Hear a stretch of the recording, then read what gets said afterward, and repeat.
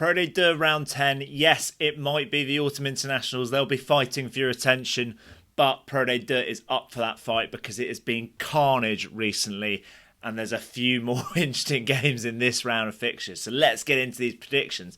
Starts off on Thursday evening with a game you can watch live and free on YouTube if you're in the UK and Ireland with our friends over at FR UK Rugby. That's Grenoble versus Béziers. Béziers in a bit of a free fall at the moment, so we're both backing Grenoble in that one. Colomiers v Provence. Colomiers, well, they're second in the league. They're going really well. Provence starting to pick up a bit of form. They'll lose a few players because of the Autumn Internationals.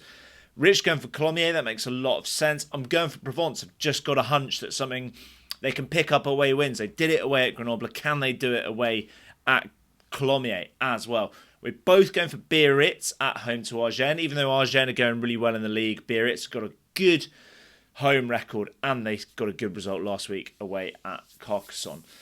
Brive versus Stade Montois, Mont-de-Marsan. I'm going for Brive. I think they've got it. This is the sort of game they've got to win. Mont-de-Marsan racked up a huge score last week, but they're so unpredictable. Rich is going for Mont-de-Marsan. Brive are not in a good run of form themselves. 3 defeats in a row now, so Rich is going for them to pile the pressure onto Brive even more.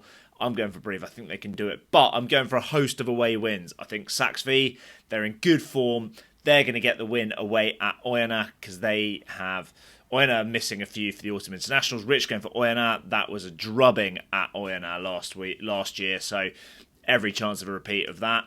Dax v Carcassonne, huge game in the context of relegation battle.